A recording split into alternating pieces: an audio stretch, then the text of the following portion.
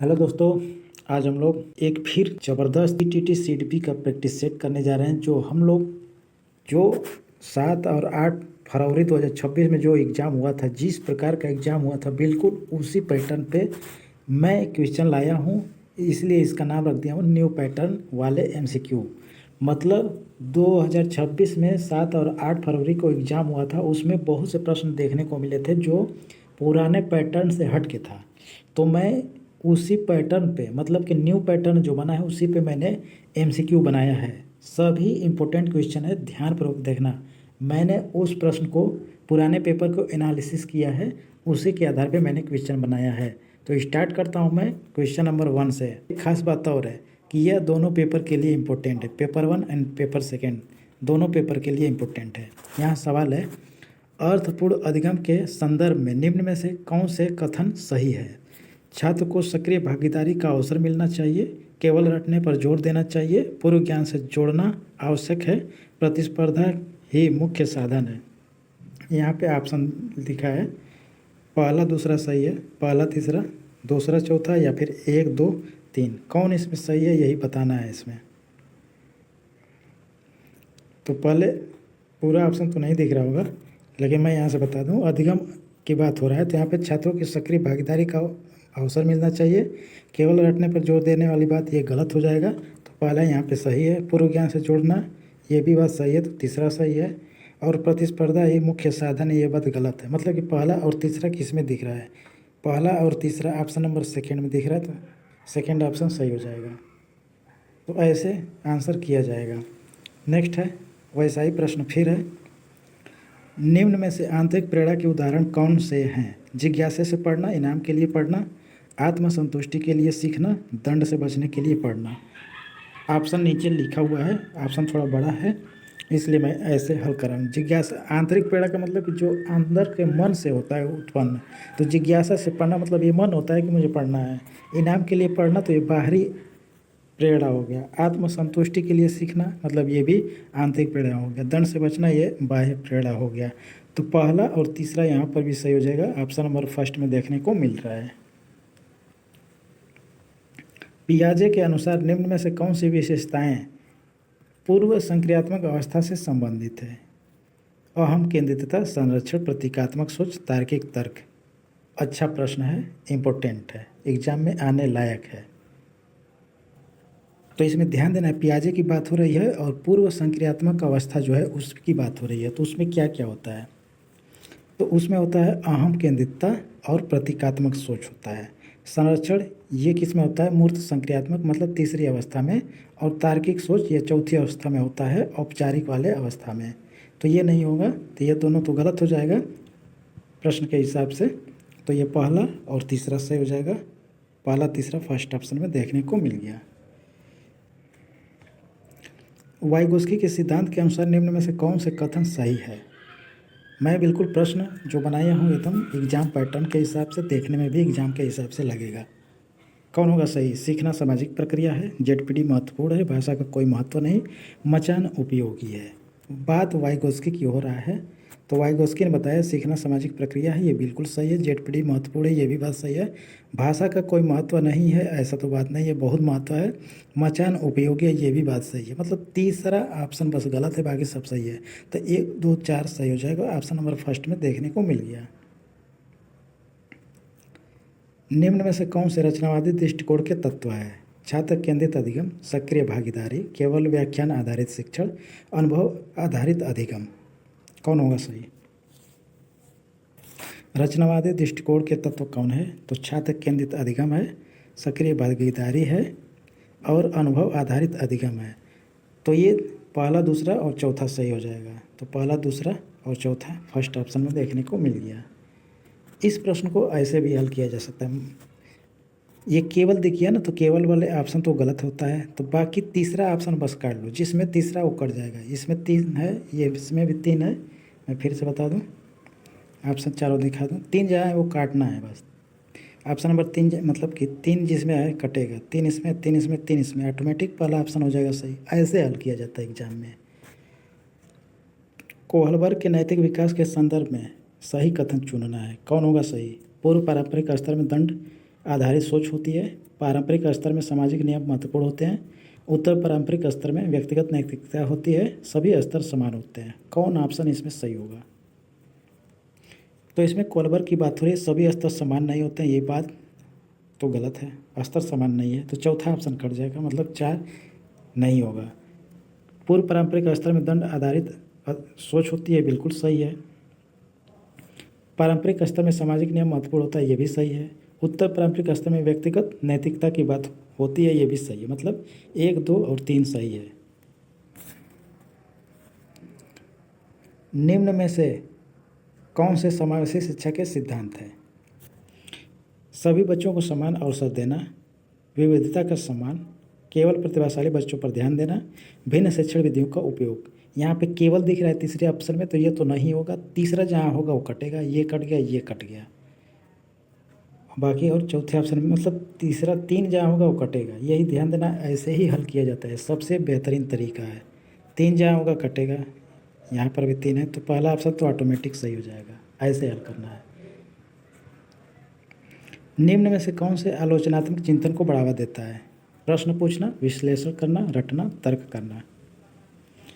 आलोचनात्मक चिंतन को बढ़ावा इसमें से कौन देता है? प्रश्न पूछने से होता है, ये बात सही है। विश्लेषण करने से भी होता है, रटने से नहीं होता है, तर्क करने से होता है। तो 1, 2 और 4 सही होगा। 1, 2, 4 पहले ऑप्शन में देखने को मिल गया। अपनी तैयारी देखो दोस्तों कैसी है, इससे पता चल जाएगा। नेक्स्ट है, सीखने के स्थानांतरण के संदर्भ में सही कथन कौन है? इसमें से एक सीख दूसरे में बाधा कर सकती है, मदद भी कर सकती है, बाधा भी कर सकती है। प्रभाव नहीं पड़ता ऐसा तो नहीं है, केवल रटने में उपयोगी है, ये भी बात गलत है। तो जो सही है वो पहला और दूसरा। ये है दोस्तों मेरा प्लेलिस्ट। मैं जितना इम्पोर्टेंट जो क्वेश्चन तैयार करके बना रहा हूँ, इसमें 8 प्रैक्टिस सेट दे चुका हूँ। तो ये 8 प्रैक्टिस सेट एकदम इम्पोर्टेंट है, और ये जो पढ़ा रहा हूँ ये 9वां प्रैक्टिस सेट है। तो ये सभी इम्पोर्टेंट है, इसको पढ़ लेना। इसमें से जितना क्वेश्चन है सब इम्पोर्टेंट है। बहुत एनालिसिस करने के बाद मैंने ये क्वेश्चन तैयार किया है। नेक्स्ट क्वेश्चन में ये कहा जा रहा है कि निम्न में से कौन से मूल्यांकन अच्छे मूल्यांकन की विशेषताएं हैं? निरंतर होना, मतलब अच्छा मूल्यांकन वो है जो निरंतर होता है। समग्र होगा, केवल अंतिम परीक्षा पर आधारित, सीखने में सुधार लाना। तो इसमें केवल वाले ऑप्शन कट जाएगा, तीसरा काटना है। तीसरा इसमें है, तीसरा इसमें है, और कहीं है तीसरा, एक सेकंड,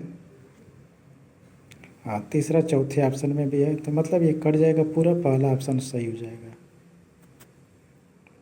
विकास के बारे में निम्न में से कौन कथन सही है? विकास के बारे में कौन कथन सही है? विकास केवल शारीरिक परिवर्तन तक सीमित है। विकास एक सतत और क्रमिक प्रक्रिया है। विकास सभी बच्चों में समान गति से होता है। विकास केवल जन्म के बाद शुरू होता है। विकास केवल जन्म के बाद नहीं, जन्म से पहले जब भ्रूणावस्था में वो स्टार्ट होता है तब से विकास होना शुरू हो जाता है। तो ये तो बात गलत है। विकास सभी बच्चों में समान गति से होता है, समान गति से नहीं होता है। किसी में पहले किसी में बाद में होता है।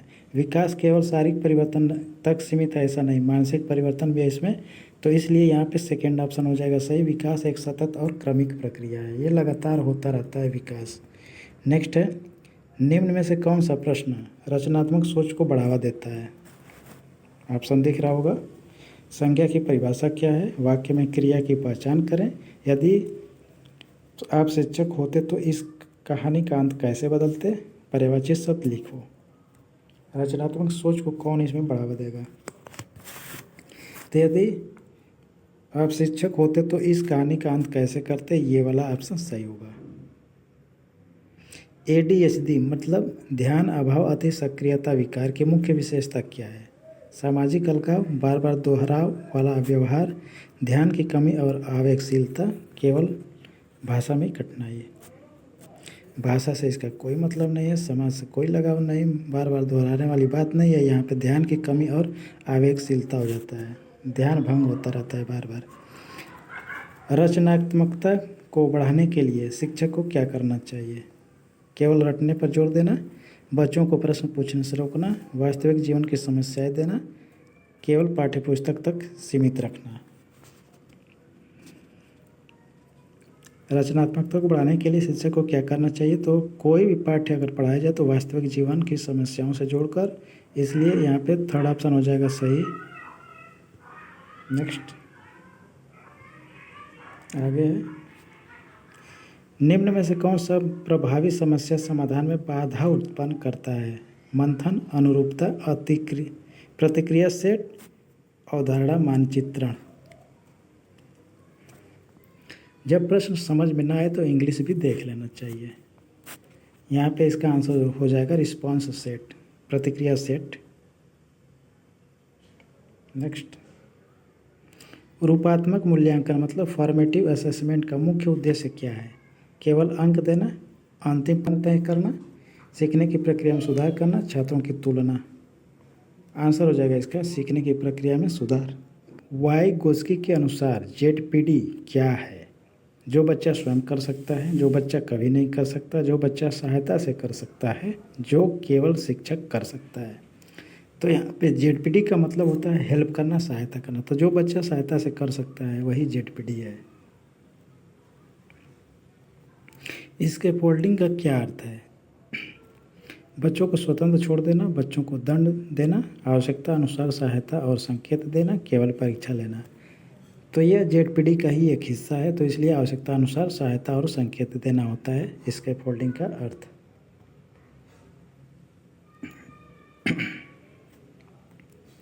पियाजे के अनुसार समायोजन मतलब अकोमोडेशन का उदाहरण कौन सा है? नई जानकारी को पुराने ढांचे में फिट करना, नई जानकारी के अनुसार अपने विचार बदलना, केवल रटना, दोहराव करना। तो ये तो एसिमिलेशन की बात कर रहा है। अब जबकि बात समायोजन की हो रही है, समायोजन में क्या होता है कि नई जानकारी प्राप्त होती है तो अपने पुराने विचार में बदलाव किया जाता है, तो ये समायोजन होता है। तो समायोजन के लिए यहाँ पे सेकेंड ऑप्शन हो जाएगा सही। अगर यहीं पे एसिमिलेशन होता तो फर्स्ट ऑप्शन सही होता। ऑटिज्म से पीड़ित बच्चों के लिए कौन सी रणनीति प्रभावी है? अनियमित दिनचर्या, कठोर दंड, पूर्वानुमेय दिनचर्या, लगातार आंख मिलाना, बाध्य करना। ऑटिज्म से पीड़ित बच्चों के लिए रणनीति यह है पूर्वानुमेय दिनचर्या। हिंदी बहुत खतरनाक है इसका दिया। निम्न में से कौन सी समस्या हाथ आंख समन्वय से प्रभावित करती है? Dyslexia, dyscalculia, dyspraxia, aphasia. Dyscalculia जो होती है गणना से रिलेटेड होता है, डिसलेक्सिया पढ़ने से होता है, और समस्या हाथ आंख की बात हो रहा है तो ये डिस्प्रेक्सिया हो जाएगा। सीखने का लर्निंग बाय डूइंग सिद्धांत किस पर आधारित है? रटने पर, अनुभव और गतिविधि पर, केवल सुनने पर, केवल पढ़ने पर। केवल वाले ऑप्शन गलत हो जाता है। रटना वाला ये बात जो है नेगेटिव इसको माना जाता है। इसका आंसर बच गया जो सेकेंड, वही आंसर होगा अनुभव और गतिविधि पर आधारित। तो ऐसे भी हल किया जा सकता है किसी भी प्रश्न को। एक अच्छा शिक्षक कक्षा प्रबंधन के लिए क्या करेगा? केवल अनुशासन पर जोर देगा, केवल आ गया तो ये कट हो जाएगा, ये गलत है। पॉजिटिव बात रहेगी तो वो गलत हो जाएगा। छात्रों को भाग लेने का अवसर देना, केवल व्याख्यान देना, छात्रों को चुप रखेगा। मतलब ये क्या करेगा? छात्रों को चुप रखेगा, छात्रों को साइलेंट मोड में नहीं रहना है। केवल वाले फिर यहाँ से गलत तो बच गया, यही ऑप्शन सही हो जाएगा। छात्रों को भाग लेने का अवसर देगा। पियाजे के अनुसार ईगोसेंट्रिज्म किस अवस्था की प्रमुख विशेषता है? मतलब ईगोसेंट्रिज्म किस अवस्था में होता है? संवेदी गत्यात्मक, पूर्व संक्रियात्मक, ठोस संक्रियात्मक, औपचारिक संक्रियात्मक। किसमें होता है? प्री कन्वेंशनल एज में होता है, मतलब सेकेंड वाले में, पूर्व संक्रियात्मक अवस्था में, जिसका एज कितना होता है? 2 से 7 वर्ष। जोन ऑफ प्रॉक्सिमल डेवलपमेंट में कौन सी स्थिति आती है? जो बच्चा खुद कर सकता है, जो बच्चा बिल्कुल नहीं कर सकता, जो बच्चा सहायता से कर सकता है, जो बच्चा कभी नहीं कर सकता। इसको तो हम लोग हल कर लिए हैं, तीसरा ऑप्शन सही हो जाएगा। इसके फोल्डिंग का उद्देश्य इसको भी हम लोग हल किए हैं, सहायता देना और धीरे हटाना, ये भी सही है। कोलबर्ग का लॉ एंड ऑर्डर स्तर किस चरण में आता है? अच्छा सवाल है। पूर्व पारंपरिक, पारंपरिक, उत्तर पारंपरिक, नैतिक, यथार्थवाद। ये दूसरे स्टेज में आता है। और वो है कौन, पारंपरिक। ये नेक्स्ट है, संख्या का संरक्षण पहले किस में विकसित होता है, लंबाई, द्रव्यमान, संख्या, आयतन। संख्या का संरक्षण करा है तो संख्या में ही तो होगा। मूलभूत प्रेरणा का सबसे उपयुक्त उदाहरण इसमें कौन है, इनाम है, डर है, रुचि है, दबाव है। मूलभूत का मतलब कि आंतरिक प्रेरणा की बात हो रही है। मूलभूत जब कहेगा तो आंतरिक प्रेरणा जो अंदर से, अंदर के मन से होता है, तो ये आंतरिक रुचि ये स्टार्ट होगा, ये ऊपर से नहीं हो सकता। मेटाकॉग्निशन का अर्थ क्या है, याद करना, सोच पर सोचना, पढ़ना, लिखना। तो जो सोच लिया गया है फिर से उस पर गहराई से सोचना ही मेटाकॉग्निशन कहलाता है। सेकेंड ऑप्शन सही हो जाएगा। रीडनेस का सिद्धांत किससे जुड़ा है, थॉर्नडाइक, स्किनर, पावलोव, बंडूरा। रीडनेस का सिद्धांत थॉर्नडाइक से जुड़ा है। मॉडलिंग किस सिद्धांत का भाग है, व्यवहारवाद, सामाजिक अधिगम, संज्ञानवाद, गेस्टाल्टवाद। आंसर इसका हो जाएगा सामाजिक अधिगम। नेक्स्ट, रेनफोर्समेंट किसके सिद्धांत में मुख्य है, स्किनर, पियाजे, फ्रायड, कोलबर्ग। पुनर्बलन का सिद्धांत किसने दिया है, किससे जुड़ा है, तो यह जुड़ा है किससे, स्किनर से। तो ऑप्शन नंबर फर्स्ट होगा सही, फर्स्ट ऑप्शन सही हो जाएगा। बच्चों के संज्ञानात्मक विकास में स्कैफोल्डिंग का क्या अर्थ है, अभी हम लोग पढ़े हैं, सहायता देने से रिलेटेड होगा, तो यहाँ पे तीसरा ऑप्शन हो जाएगा सही। शिक्षक द्वारा आवश्यक सहायता देना और धीरे धीरे उसे कम कर देना। सहायता देना कम कर दिया जाता है बाद में। पियाजे के अनुसार संरक्षण की अवधारणा किस अवस्था में विकसित होता है, संरक्षण की अवधारणा किस अवस्था में होता है, संवेदी गत्यात्मक अवस्था, पूर्व संक्रियात्मक अवस्था, ठोस संक्रियात्मक अवस्था, औपचारिक संक्रियात्मक अवस्था। तो ये अवस्था है ठोस संक्रियात्मक अवस्था है, कंक्रीट ऑपरेशनल स्टेज में ये होता है। निम्नलिखित में से कौन सा आंतरिक प्रेरणा का उदाहरण है, इनाम पाने के लिए पढ़ना, दंड से बचने के लिए पढ़ना, सीखने में रुचि के कारण पढ़ना, माता पिता के दबाव में पढ़ना। तो ये जो प्रेरणा होती है ये अंदर के मन से होता है, सीखने में रुचि होने के कारण पढ़ा जाता है, तो यह आंतरिक प्रेरणा कहलाता है। नेक्स्ट है, वाइगोस्की के अनुसार सीखने में सबसे महत्वपूर्ण भूमिका किसकी है, केवल शिक्षक, केवल छात्र, सामाजिक अंतःक्रिया, केवल पाठ्य पुस्तक। केवल वाले ऑप्शन को काट दिया जाए तो भी इसका आंसर किया जा सकता है बिना पढ़े। व्यक्तिगत भिन्नता का क्या अर्थ है, सभी बच्चे एक जैसे होते हैं, कुछ बच्चे ही अलग होते हैं, हर बच्चा एक दूसरे से अलग होता है, केवल बुद्धि में अंतर होता है, केवल कट हो गया, और हर बच्चा एक दूसरे से अलग होता है। तो ये ऑप्शन सही हो जाएगा।